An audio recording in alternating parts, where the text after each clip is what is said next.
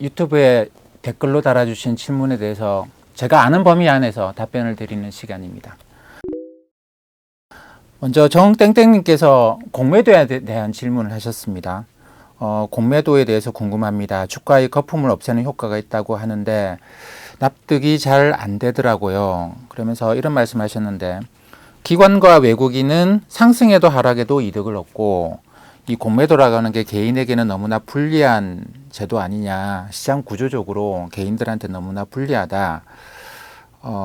최근에 이제 공매도가 없어서 주가가 좀 좋은 상황이긴 한데, 이 공매도 시장 조성자가 꼭 시장 경제에 필요하냐, 그러면서 이제 제가 어떻게 생각하는지 제 의견을 물으셨는데, 사실 저는 이렇게 생각을 합니다. 그러니까 우리가 흔히 말하는 운동장을 평평하게 만들자라는 이야기를 많이 하잖아요. 한쪽으로 기울어진 운동장 말고 운동장을 이제 평평하게 만들자, 이런 이야기를 많이 합니다. 기관과 외국인, 여기는 정보도 많고 개인은 정보도 없고, 그래서 기관과 외국인은 정보를 갖고 미리 사서 주가를 끌어올리고 나면 개인들은 나중에 사면서 늘 피해를 입고, 이런 이야기들을 많이 해왔는데, 이 정보의 비대칭성 문제는 지금 거의 사라졌어요. 거의 사라졌습니다. 그래서 이제 왜냐하면 이쪽에 대해서 처벌도 그동안 많이 해왔고, 그래서 기관 투자자는 알고 있는데 개인 투자자는 모르는 정보, 물론 있을 수도 있겠죠. 하지만 기업들이 모든 정보를 다 이제 언론에 공개를 하는 방식으로 사전에 누구한테만 주고 이러는 거는 없습니다. 그랬다가는 이거는 이제 형사처벌을 받기 때문에 그런 것들은 거의 안 하고 있죠. 근데 여전히 이제 개인 투자자들이 많이 이거는 불공평하다, 불공정하다라고 많이 이야기하시는 게 이 공매도예요. 근데 이제 이 공매도라는 제도 자체의 문제냐, 아니면 공매도가 실제로 우리가 적용하는 방식이 좀 문제가 있느냐, 여러 가지 각도로 생각을 해봐야 되는데, 저는 개인적으로는 그렇게 생각을 합니다. 공매도를 무제한적으로 허용해 놓으면, 제한 없이 허용하면 개인들이 일방적으로 불리하다. 그렇기 때문에 이게 공매도에 대해서 지금 아마 9월 달에 가면 공매도 금지 기간이 끝나고 이걸 연장할 것이냐, 아니면 다시 공매도를 허용할 것이냐에 대해서 많이 논란이 있을 것 같은데, 아마도 새로운 기준이 좀 들어올 것 같아요. 그러니까 그전부터라도 이야기했었던 건 뭐냐면, 이게 이제 종목이 가령 시가총액이 얼마냐, 또는 유통 주식 수가 얼마냐에 따라서 공매도에 대한 좀 차별화를 두자라든가, 또는 지금 공매도 제도는 사실 기관과 외국인들한테 좀 유리하게 되어 있는 측면이 있습니다. 이거를 개인도 똑같이 공매도를 할 수 있도록, 다 열어놓으면 이게 운동장이 기울어졌다고는 할 수 없지 않겠느냐, 그렇게 하는 방식이 있을 것이고, 또 하나는 이제 공매도를 아주 제한적으로만 허용하는 방식도 있을 것이고, 여러 가지 것들이 아마 있겠죠. 근데 공매도가 아예 없다고 한다면 이 주가가 아무래도 올라갈 겁니다. 아무래도 올라갈 건데, 이게 이제 올라가는 한계라는 게 없게 되면, 예전에 주식시장의 초기에 1600년대, 1700년대, 1800년대 그런 일이 많았는데, 이게 주가가 과도하게 올라가다가 그 다음에 어떤 일이 생기겠습니까? 그 과도하게 오른 주가가 계속 유지가 되지 않고 어느 날 폭락하는 것이죠. 그 과정에서 개인 투자자들의 피해가 아주 극심했습니다. 이 주가가 이렇게 마구 올라갈 때는 초기에는 개인 투자자들의 참여가 그렇게 많지는 않거든요. 근데 이거 나중에 기관 투자자 외국인들이 사진 않을 것이고, 결국은 다른 개인들이 주식을 안 하거나 이러는 개인들이 결국 사서 주가가 저렇게나 올라갈 건데, 이게 떨어지고 나면, 버블이 붕괴가 되고 나면 그 마지막에 참여했던 개인들 사이에서도 문제가 생기는 거죠. 개인 투자자 중에서도 정보가 좀 있거나 먼저 시장에 대해서 좀 잘 알고, 그래서 먼저 들어간 개인과 나중에 들어간 개인들 사이에 이게 이해관계가 너무나 달라지는 문제가 많이 생겼어요. 많이 생겨서 공매도 문제는 주식시장 역사의 아주 초기부터 굉장히 논란이 많았던 문제이긴 합니다만, 지금 우리가 생각할 수 있는 거는 이런 문제도 있고, 공매도를 허용하면 개인 투자자들이 일방적으로 불리한 문제도 있고, 그래서 어느 정도 적당한 선에서 우리가 새로운 기준을 좀 만드는 게 필요하지 않겠는가. 그래서 공매도가 원칙적으로 없어져야 된다, 여기 대해서 저는 동의하지는 않습니다. 근데 공매도를 무제한으로 다 풀어줘라, 이게 그래야지만 시장이 좀 효율적으로 돌아간다. 여기에 대해서도 저는 동의하지 않습니다. 그렇기 때문에 어느 정도 우리가 적당한 선을 찾아야 될 것 같아요. 근데 이거는 뭐 방법이 뭐 있겠습니까? 어디가 적당한 선이라는 건 없고, 뭐 우리가 어느 정도 합의할 수 있는 선으로 공매도 제도를 좀 수정해야 된다. 저는 개인적으로는 그렇게 생각을 합니다. 에모 땡땡님께서는 이런 질문을 하셨어요. 최근에 제가 이제 그런 말씀을 드렸는데, 미국 연준이나 하고 있는 건 지금 뭐냐면, 돈이 갈 수 있는 다른 길을 다 막아놓고 예금 뭐 금리 제로예요. 그 다음에 이제 안전한 국채 사려고 봤더니 미 연준이 이걸 어마어마하게 사들어가지고 금리를 확 낮춰놨죠. 확 낮춰놔가지고 안전한 국채 사기도 뭐 물량도 그렇게 많지 않고 금리는 너무 낮고. 그래서 결국은 이제 부동산을 가려고 봤더니, 부동산이라기엔 내가 돈을 좀 빌려야지 살 수 있는 거잖아요. 내가 갖고 있는 돈으로 할 수 있는 건 아니니까. 너무 그런 분들이 얼마 없죠. 그러다 보니까 이제 좀 대출을 받아서 부동산 하려고 보니까 부동산 관련 대출을 아예 안 해줘요. 안 해줍니다. 이게 한국만 그런 게 아니고 미국도 마찬가지거든요. 그러면 이제 할 수 있는 게 뭐겠습니까? 저축한 거는 예금금리 제로로 그냥 거기 있거나, 안 그러면 좀 수익을 얻으려고 그러면 회사채, 주식밖에는 길이 없다라는 겁니다. 이렇게 다 모아놓고 결국은 가게가 개인이 갖고 있는 돈을, 이거를 기업들한테 회사채 발행하세요, 주식 발행하세요라고 해서 이 돈이 넘어가는 과정 아니냐, 저는 그렇게 본다라고 말씀을 드렸는데, 중국에서는 이런 일이 여러 번 있었습니다. 그래서 에모땡땡님께서 이런 질문을 하셨습니다. 2016년인가 정확하게 기억은 못 하시겠다고 하셨는데, 중국에서도 기업들의 부채 문제 때문에 주식시장을 끌어올려서 기업들에게 자금을 조달하게 한 걸로 알고 계신다고 하셨습니다. 지금의 미국 상황이랑 비교가 될까요?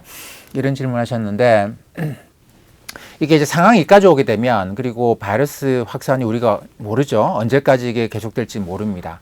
근데 뭐 다 좋아질 거야 라고 해서 그냥 손 놓고 있을 수는 없어요. 특히 정책 하시는 분들은 그럴 수는 없죠.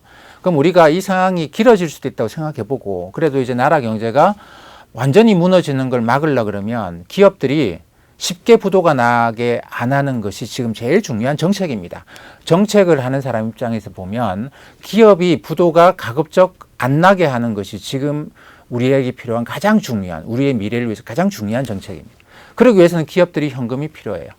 근데 이걸 정부가 돈을 줄 수는 없어요. 이거는 아니죠. 그래서 뭐 적당한 환경을 만들어서 개인들이 투자를 하도록 하는 것이죠. 근데 뭐 개인들이 억지로 투자하는 건 아니에요. 그 중에서 고릅니다. 이 기업은 아닐 것 같아. 이 기업은 그래, 정부가 이 정도 지원하고 돈이 이렇게 들어오면 이런 기업들은 살 것 같아라고 해서 이런 기업들을 사고, 이런 기업은 안 될 것 같아 해서 그래서 안 사고, 이렇게 사람들이 결국 결정하는 거죠. 이 자본주의라는 것도 뭐 한 사람이 한 표는 아닙니다만 일원이 한 표인 그런 민주주의 방식을 통해서 살 기업과 못 살 기업을 나누는 과정이다라고 봐야 됩니다. 근데 여기다가 일단 돈이 다 들어와 있어야 되는 거예요. 우리가 투표할 때 보면 가급적 투표율을 높이기 위해서 얼마나 많은 노력을 합니까? 그래야지만 제대로 된 선거 결과라고 사람들이 인정을 하거든요. 그렇기 때문에 가급적 많은 사람들이 투표하도록 많은 캠페인을 해서 사람들이 다 여기 투표에 참여하도록 하는 것이고, 지금도 어떻게 보면 돈을 이쪽으로 다 모아놓는 거는 뭐 그렇게 해도 투자 안 하면 돼요. 안 하면 됩니다. 회사채 안 사도 되고 주식 안 사도 되는데, 이 모든 사람들의 돈이 여기 들어와서 결정하자라는 겁니다. 우리가 미래에 어떤 일이 생길지 우리 스스로 결정하는 거거든요. 누가 한 명의 절대 왕이, 독재자가 결정해서 이 기업 산다, 이 기업 죽는다가 아니고 우리 돈들이 다 들어가가지고 결정을 하는 거예요. 나는 참여하기 싫다. 뭐 안 하셔도 됩니다. 그게 뭐 강제적으로 해야 되는 거. 우리 투표 안 해도 되는 것처럼 이것도 안 해도 되는 겁니다. 근데 어쨌든 이런 장을 만들어 놓고 앞으로 클 기업과 앞으로 안 될 기업을 구분하는 지금 그런 장이라고 봐야 되는 것 같아요. 미국은 이제 그런 방식이고, 그 중국의 경우에는 뭐 좀 다르긴 했습니다만 중국도 이런 경우가 여러 번 있었습니다. 그러니까 2000년대 초반에도 그랬고, 그 다음에 이제 2010년, 11년 일을 들었고, 그러니까 이제 주가가 막 올라가면서 글로벌 자금들이 쭉 들어오면 나중에 가서 보면 기업들이 유상증자를 엄청 했어요. 기업들이 유상증자를. 그러니까 이 주식시장으로 이만큼의 돈들이 들어왔는데, 이 돈이 우리가 주식시장이라고 하면 두 개의 시장으로 나눠야 되는데, 하나는 발행시장이고 하나는 유통시장입니다. 발행시장이라고 하는 거는 이 주식시장, 우리가 말하는 주식시장은 보통 유통시장이거든요. 사고 팔고 하는 거 아니에요. 근데 여기로 돈이 들어와서 이게 유통시장이 돈이 이만큼 많으면 주가가 올라가는 건 당연하겠죠. 주식수는 딱 정해져 있는데 돈이 더 많이 유통시장 들어오면 주가가 올라갈 거라고. 우리가 이야기하는 주가라고 하는 거는 주식 한 주에 대한 가격이거든요. 근데 그게 아니고 발행시장이 또 있습니다. 기업들이 있죠. 기업이 유통시장에 주식을 사고 파는 게 아니고 기업들은 유상증자라는 걸 해서 새로운 주식 수를 늘려줘요. 그리고 돈을 가져가지 않습니까? 근데 이걸 하게 되면 어떤 일이 생기냐면 이 주식시장, 유통시장 안에 들어와 있는 돈이 여기로 나가는 거예요. 기업들한테. 그러니까 기업들이 주식을 발행해서 이렇게 들어와 있는 돈을 일부를 가져가고 여기다가 주식수를 더 늘려주는 것이죠.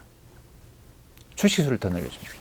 이러면 어떤 일이 생기겠습니까? 돈은 더 들어왔는데 이거는 기업들이 투자한다고 가져갔고 주식수는 늘어났고 주식수가 이만큼일 때 돈이 이만큼 늘어나면서 주가가 올라가다가 주식수가 늘어나고 그 돈을 기업들이 가져가고 하면서 주가가 떨어지는 패턴이 나타납니다.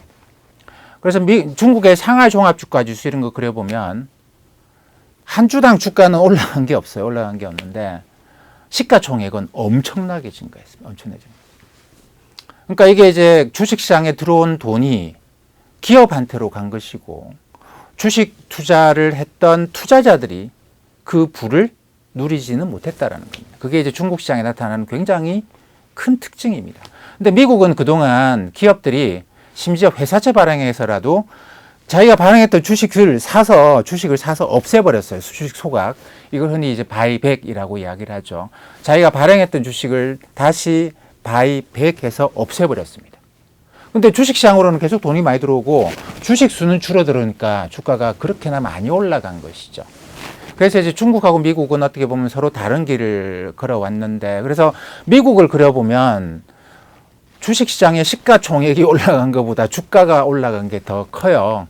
이게 이제 주식을 여기서 바이백을 해서 없애버렸기 때문에 그런 현상이 생깁니다. 근데 지금 이제 미국이 하고 있는 거 보면 중국이 해오던 것과 사실 좀 비슷한 정책을 쓸 수밖에 없는 것 같아요. 왜냐하면 지금 당장 기업이 살아야 된다 생각을 하니까 이 주식시장에 들어와 있는 이 많은 돈이 들어와도 기업들이 발행을 늘려서 주식수가 늘어나고 들어와 있는 돈을 기업들이 가져가서 버티기를 해야 되거든요. 바이러스가 더 심각한 문제가 될 때.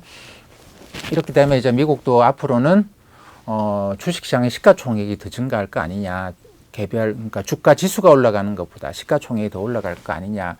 그런 걱정은 좀 하고 있습니다. 근데 어쨌든 뭐 이거는 이제 우리한테는 뭐 선택의 여지가 없는 그런 거예요. 선택의 여지가 있다고 한다면 내가 주식 안 사도 돼요. 안 사도 되는 선택. 나는 제로금리 예금을 하겠다. 이 선택을 할 수 있고 또 하나는 나는 이제 안전자산 금에 가겠다. 금은 공급이 없다. 공급이 극히 제한적이 늘어날 리가 없다.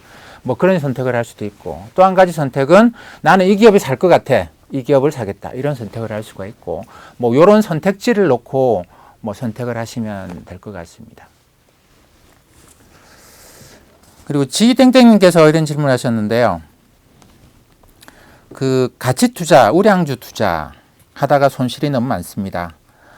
워렌 버핏식의 가치 투자 시대는 끝난 것인가요? 이런 질문을 하셨는데 뭐 최근에 이제 그 주가 상승에 뭐 가려서 잘 안 보이는 게 이 가치 투자 하시던 분들이 갖고 있는 종목들의 주가는 상당히 이제 그 뭐 3월 달에 떨어지고 난 이후에도 거의 회복하지 못하는. 근데 이게 지난 몇 년 동안 떨어졌었거든요. 몇 년 동안 떨어지고 회복하지 못하는 이런 것 같습니다.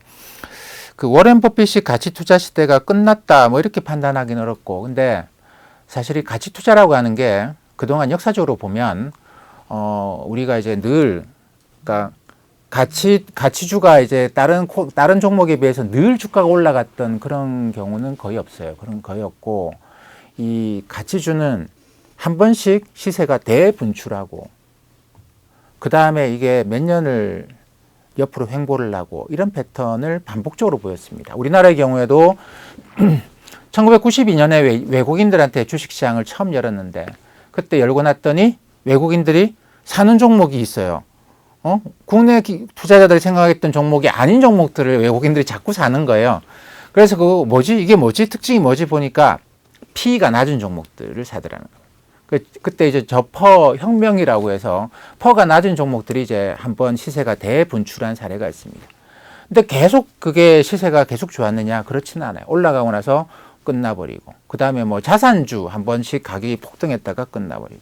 가장 최근에 가치주의 이제 그 시세 대폭발은 2015년에 있었습니다. 2014년, 15년에 가치주의 대폭발. 그때 이제 중국 관련 성장주, 화장품 뭐 이런 걸 포함해서 뭐 가치주들이 시세의 대폭발이 있었죠. 배당주, 뭐 우선주들도 그때 한번 난리가 났었고요. 근데 그 이후로는 그때 너무 많이 주가 올라가고 난 다음에 계속 주가가 떨어지는 그런 패턴을 보입니다. 화장품 뭐 또는 뭐 저기 과자 주식들 이런 거 보면 그런 현상이 뚜렷하죠. 그리고 그때 가치주라고 시세가 분출했던 종목들, 뭐 반토막 이상 난 종목들도 굉장히 많습니다. 근데 과거에도 보면 이게 가치주에서는 일반적으로 좀 나타나는 현상이어서, 물론 지난 2014년, 15년 이후에 대형 종목의 대형 가치주의 하락이라고 하는 건 굉장히 좀 큰 그런 게 있는데, 그때 너무 많이 올라갔던 것 같아요. 그때 너무 많이 올라가면서 지금 떨어지고 있는 것이고, 이게 워렌 버핏이 이야기한 또는 벤자민 그레이엄이 이야기한 가치 투자가 그런 시대는 끝난 것이냐, 그렇게 보기보다는 이거는 긴 시간에서 한 번씩 나타나는 현상이다. 옛날에 이거 사람들이 모를 때는요, 옛날에 이제 뭐 PE 이런 개념에 대해서 잘 모르고 가치주라고 하는 거를 극소수의 사람들만 하고 있을 때는 이게 아주 오랫동안 상승하는 경향을 분명히 갖고 있었습니다. 근데 주식은 사람들이 하는 거예요.